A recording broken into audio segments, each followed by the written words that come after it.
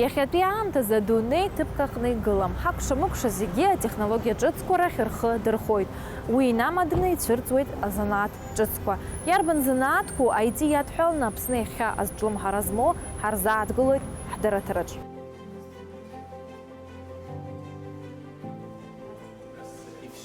Иахьатәи аамҭазы еиуеиԥшым аусбарҭақәа русура ахаҭабзиара аихтәразы ихымԥадатәны иԥхьаӡоуп ҳаамҭазтәи атехнологиақәа рхархәара.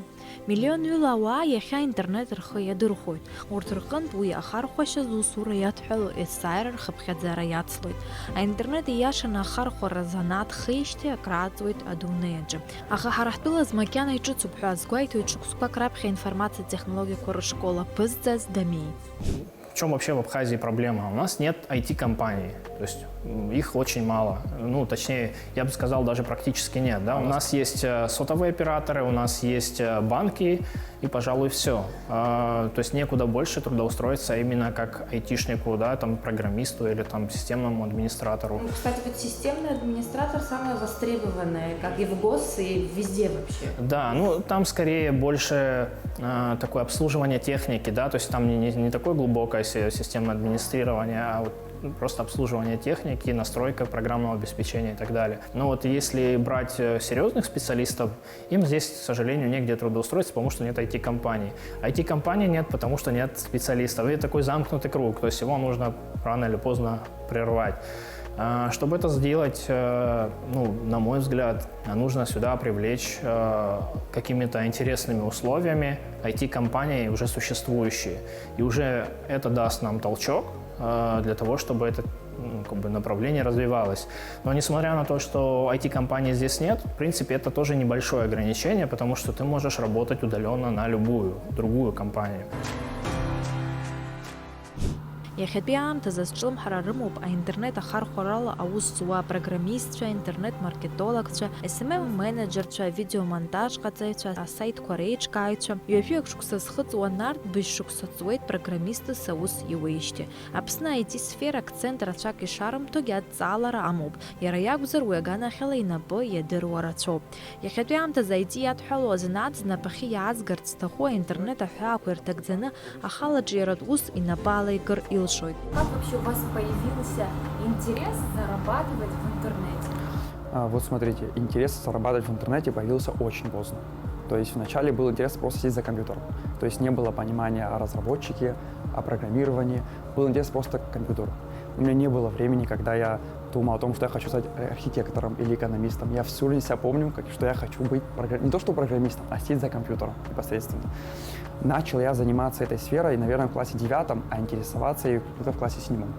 В 10 классе стал свой первый проект, и оттуда и пошла уже, вот если брать карьеру, то пошла на 10 класса. Вот. Потихоньку? Да, потихоньку вовлекся в эту сферу и стал вот заниматься больше, усерднее, но не было такого, что появился сначала интерес к деньгам или к заработку, а потом к программированию. Скорее наоборот, программирование привело меня к заработку. То есть был интерес именно сидеть за компьютером и работать над собой. Как вот вы работаете над разработкой сайтов? Смотрите, вот это главная страница получается. В данном случае я вам открыл театр, Абхазский театр государственный. Это и главная страница, это шапка сайта. Здесь у нас идет меню, всякие интеграции, встроенные функции, модули, верхнее меню и содержимое главной страницы. То есть это подвал, основной каркас, это шапка, подвал и конструкция главной страницы. Если говорить за главную страницу, она разрабатывалась примерно, наверное, недели 2. Если говорить за сайт, то он по сей день разрабатывается, но он уже на последней стадии разработки. И я думаю, что в ближайшее время, то есть 2-3 недели, он уже запустится, наш Абхазский театр. Это сайт Абхазского театра. Вот так он выглядит, это его главная страница. Это вот тут будут эти афиши, примеры. Здесь актеры, люди театра. Здесь у нас подарочные сертификаты, которые можно приобрести онлайн, кстати. Визит в театр. Также есть сайт Универсал-банка, то есть в котором много чего интересного интегрировали, в том числе и калькулятор вкладов. То есть хорошие примеры, где да. Вот есть на сегодняшний день заказчики там могут зарабатывать деньги благодаря вот... Да. А сидячий образ жизни, падение зрения? Да, согласен. Поэтому приходится иногда одевать линзы, очки. зрение в любом случае будет ухудшаться от того, что мы сидим 24 часа за компьютером. Тут не получается так, что я сел за компьютером, час посидел, выпил кофе и встал с компьютера. Приходится, бывает, сутками сидеть напролет. И да, и глаза напрягаются. Естественно, без этого никак. Люди, у которых зрение, так скажем, не самое лучшее, в эту сферу, наверное, даже желательно не лезть. Вот я хоть и разработал много проектов, мне дальше двигаться тоже, вот самому мне очень тяжело. Потому что когда человек чувствует заработок денег на том, что он уже умеет, он не хочет двигаться дальше. Но, как показывает практика, это рано или поздно приведет к падению. В любом случае. Нужно брать себя в руки и, главное, никогда не думать о том, что я все умею, я лучше всех, и я вот мне дальше некуда идти, некуда стремиться. На самом деле эта сфера настолько большая, что если даже сидеть за книгами, за компьютером каждый день, вы все равно и к 50, и к 70 годам вы не обретете всех знаний в этой сфере. То есть нужно постоянно как-то двигаться, развивать себя и, естественно, поддерживать уже имеющий в голове материал. То есть как-то повторять и использовать его. То есть обучение программиста никогда не заканчивается. То есть оно всегда идет, и, как видите, технологии растут. Это в Абхазии сегодня, да, как-то мы остановились, а вообще технологии растут. Нар такой нескромный, но я думаю, всех интересующий вопрос. Сколько зарабатывает программист в Абхазии? Программист, разработчик в среднем? На этот вопрос очень сложно ответить. Программисты бывают разные. Кто-то, как я и говорю, сидит дома, работает, и вы о их зарплатах не узнаете никогда, потому что они, может, работают на какие-то российские службы, на российские какие-то предприятия. Кто-то находится в Абхазии. Мне кажется, в среднем заработок программиста в Абхазии от 30 до 60 тысяч рублей. А вот какие качества здесь важны? Каким должен быть программист? На самом деле качества все рождаются от желания. То есть, когда человек хочет, в нем сразу все качества рождаются. В Абхазии как все привыкли? Если у меня не получается, значит, я отпускаю руки. Но если ты опускаешь руки, наверное, может, сфера не твоя. Вот о чем думают наши ребята, очень часто задаются этим вопросом. Когда поступает мысль о том, что поступить в IT-сферу, и поступает мысль о том, что поступить на экономический, и вот вы выбираете между IT и экономическим, лучше всегда выбрать не IT-сферу, потому что в этой сфере нужны люди, которые всегда с самого рождения, ну и может не с самого рождения, но там с 8-9 класса думали о том, что они только будут за компьютером. Очень многие ребята, мои знакомые, которые поступали в IT-сферу, но думали перед поступлением о других специальностях, они разочаровываются в первый же год обучения, потому что им все надоедает. Качество, что касаемо качества, ну, смекалка, мышление, логика. Если человек знает хорошо физику и геометрию, то, скорее всего, эти качества в нем есть. То есть вот как-то так. Я поняла. Вот мне еще интересно вот о хакерах в Абхазии. Как ты думаешь, твое мнение? Они у нас есть? Сказать честно, я с одним хакером в Абхазии не знаком. Ко мне часто поступают предложения о том, чтобы я кого-то взломал. Бывает в шуточной манере, когда остаюсь с ребятами. Бывает, не буду называть имен, обращаются люди таких государственных чинов, чтобы я какую-то страницу взломал левую в Фейсбуке, может, где-то какие-то телеграм-каналы. Я ни за что не берусь, я вам честно скажу. Я в этой сфере никак не кручусь. Я сегодня не хакер. Я в этой сфере не работаю, но я не слышу, чтобы кто-то в Абхазии, когда ему там называют страничку, допустим, в Инстаграме, он мог сказать: да, сегодня вечером я вам взломаю и зайду. SMM-менеджер иахьатәи IT-асфераҿы акыр азҿлымҳара змоухыр харҭоуп Аԥсны. Уи ауп инапы злаку анаҩстәи ҳфырхаҵа. Иахьа аинтернет аҟны аҿар рхатәы креативтә гәаанагарақәа аадырԥшыртә еиԥш алшара рымоуп. Тауар аӡыргара ханатәгьы алҵшәа бзиақәа шаанагоз ибон иара. Есааира агәҭакқәеи аидеиа ҿыцқәеи изцәырҵуеит. Уи абзоурала иазҳауеит ахәаахәҭыҩцәа рхыԥхьаӡарагьы. Аҭыхра, видеомонтаж, атекст аҩра зегьы Леон инапы иануп. Чего сегодня ждут от СММщика?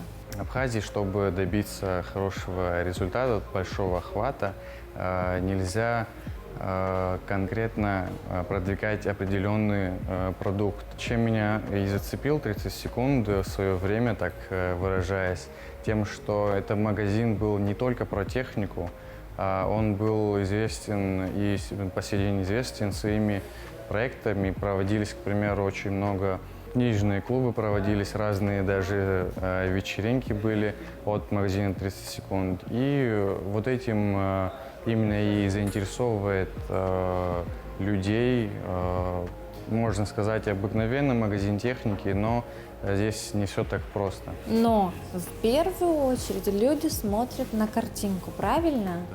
Да. Да, картинка в наше время очень важна, и она должна вовлекать человека. Какие сложности? Вот долго ты над видео работаешь? Может, покажешь что-нибудь нам? Это вот этот ролик, над которым мы работали полдня, и он...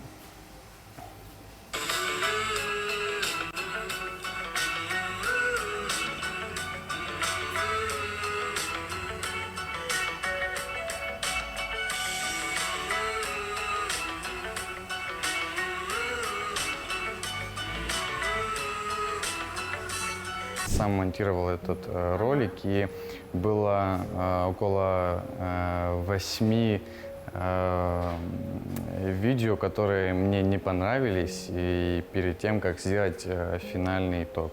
Вот. И этот ролик стал, не сказать, чтобы популярным, всего лишь около 2000 просмотров. И вот она, вторая сторона медали, когда человека вовлекает что-то не совсем ординарное, неординарное и что-то вовлекающее. Вот ролик, который набрал около, больше, свыше 20 тысяч просмотров. И вот где наши коллеги просто танцуют и рассказывают о скидках тем самым. Да. Это вот. Вы сказали для контента. А вот какая установка? Каждый день нужно что-то добавлять, придумывать?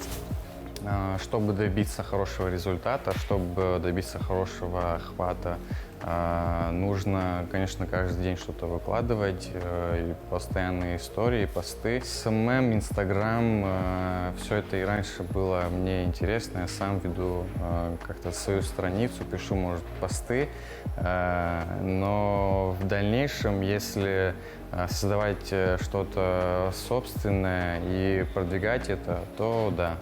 А так, помимо 30 секунд, работать SMM-менеджером не особо хочется. Елена Шуксацуйтаря Хуахтрадуйнаджа интернет-маркетолог Саусалуишти и Джилгауита сайт обзорала от товарку Рытира. Ну, я отвечаю за маркетинг в целом, но маркетинг – это все. Это все, что способствует продажам, росту продаж, сервису. Это очень емкое понятие, и реклама в том числе. То есть маркетинг – это все для продажи, для бизнеса. Растет ли спрос на покупку товаров в интернете? Да, безусловно. Интернет-продажи растут, и большой скачок, как бы это дико ни звучало, пандемия дала нам большой скачок в продажах, именно в интернет-продажах. То есть люди поняли, что можно покупать через телефон, через ноутбук, не выходя из дома. Но это вообще как бы мировой тренд, что все продажи уходят вот сюда. Ну вот для меня, например, лучше прийти сюда, пощупать продукт, посмотреть цвет, даже уже прикинуть, как он будет вписываться. Вот нет? Ну, отчасти да, но наши с вами мамы и бабушки, они в принципе ходили на рынок, в магазин для чего? Не только чтобы купить что-то, но и поговорить, новостями поделиться, кого-то встретить. А сейчас у нас с вами новости все здесь. Друзья у нас с вами все здесь, и на рынок уже идти как-то даже бывает лень, или хочется большого выбора, но чтобы получить сравнительное какое-то представление о предложении тех же самых, я не знаю, диванов, там, кондиционеров, нужно несколько магазинов пробежать, это время. Сейчас не очень люди располагают временем. Говоря о сайте, нужно понимать, что интернет-магазин – это, фактически живой магазин, как обычный магазин, там каждый день нужно что-то обновлять. Картинки обновлять, описание обновлять, какие-то акции добавлять, чтобы людям было интересно. Вот за сегодняшний день, например, вот что вы за сегодняшний день поработали? Я выложила новость про нашу акцию «Доброе дело», про благотворительную. Я выложила новые товары, стулья у нас поступили, и елочные игрушки, но они сейчас в процессе, я отвлеклась. Если говорить о статистике, наверняка у вас какая-то статистика ведется, что лидирует, интернет-продажи или все-таки люди, которые приходят, лично приобретают товар? Но наша розница, скажем так, офлайн-продажи, да, обычная, она, безусловно, лидирует.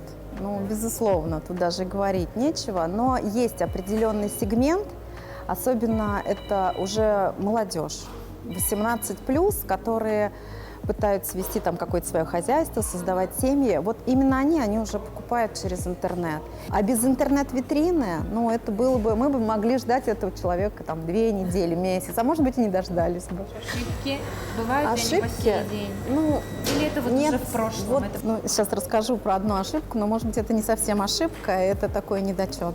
Вот, например, у нас есть дисконтная карта Рубина. Я ее выпустила, она у нас вышла в серию летом. Здесь зашит QR-код.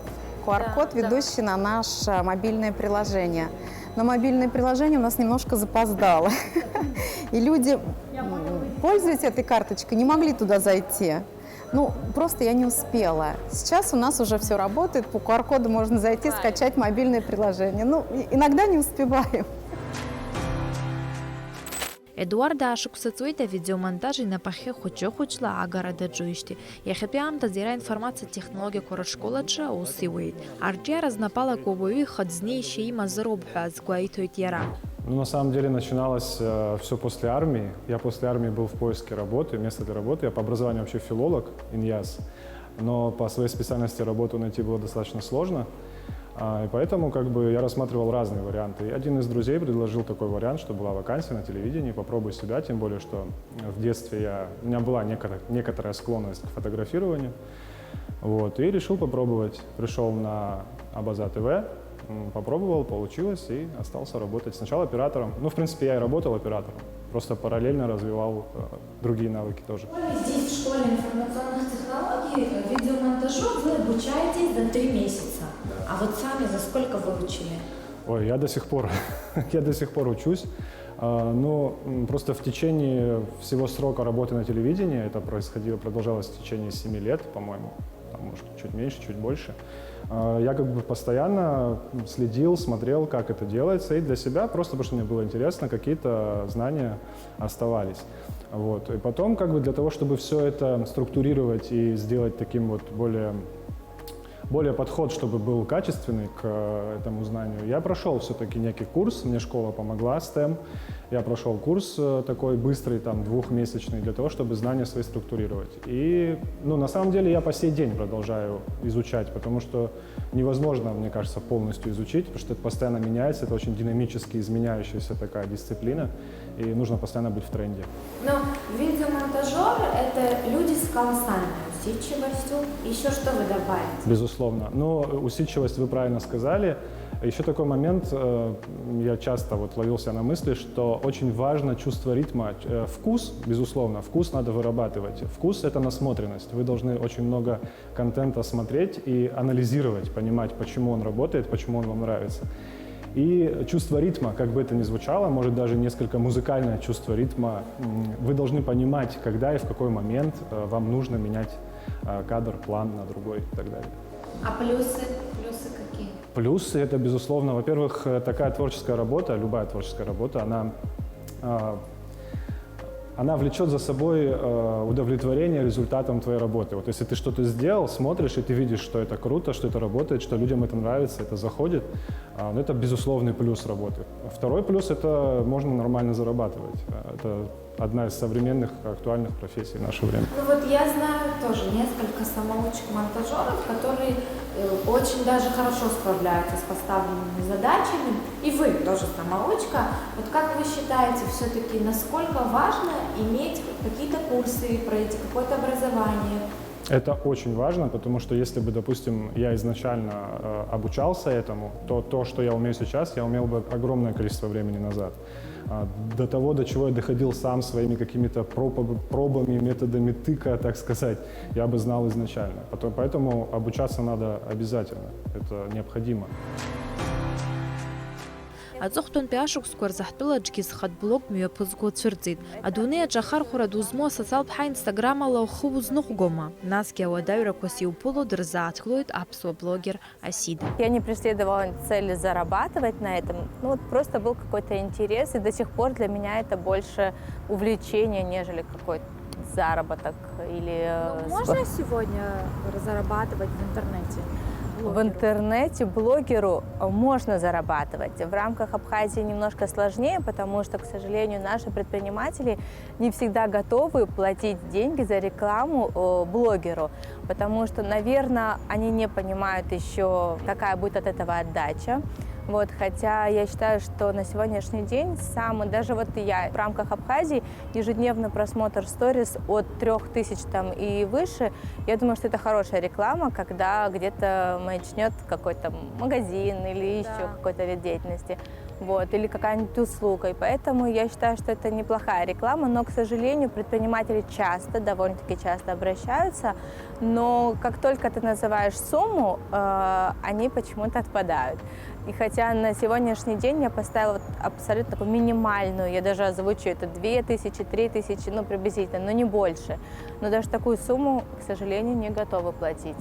Какая реклама срабатывает? Вот какой инструмент эффективнее, на ваш взгляд? У меня аудитория, которая набралась, вот она она набирается постепенно, и она никуда не девается. То есть это такие постоянные мои подписчики. И они очень доверяют моему мнению, доверяют моему выбору.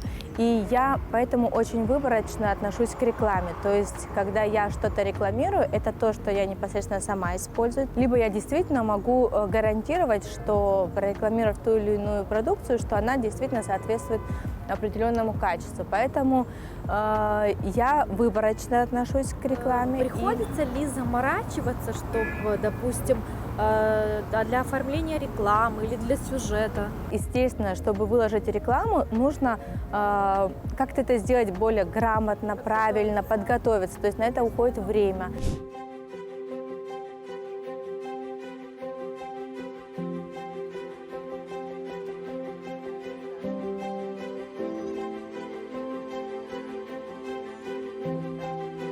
Вот сегодня с утра, потому что у меня, например, это опять же то, что я сама ем, то, чем я пользуюсь, микрозелень.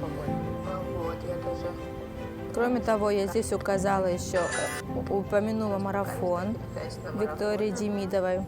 Чаще всего с России обращаются по поводу рекламы. Хочу заметить, что когда ко мне обращается, например, кто-то из Абхазии, они просят статистику, они просят развернутую статистику и много всего. То есть им нужно представить кучу информации для того, чтобы разместить их рекламу. А когда обращаются с Россией, им вообще они смотрят сами твою страницу, и они делают определенный анализ и уже обращаются, не спрашивая ничего.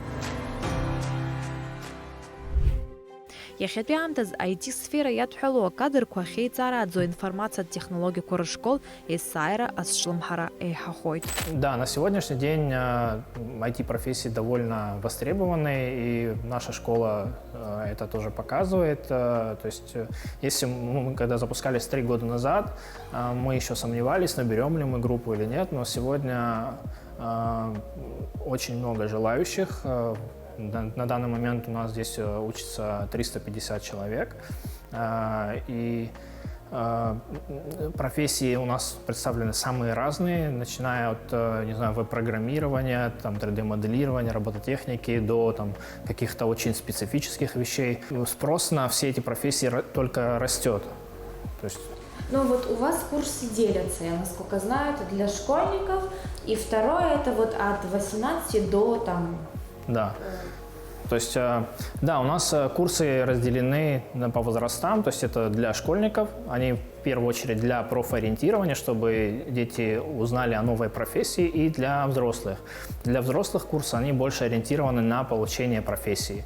То есть мы стараемся обучить всему необходимому для того, чтобы на выходе человек уже мог трудоустроиться, получить работу. Это можно сделать буквально за 3 месяца. То есть за 3 месяца можно получить актуальную профессию и по абхазским меркам, в принципе, неплохо зарабатывать. Йомбар залшима интернет от шартбаз, от царава излаз гуартуала, информация технология по хапхиха хочучлав, а ус козигирджир хадр пшуа ялагует. У брезер тазанатку ачар дрцараху кухадов, вот стви амшазе специалистша аларцез.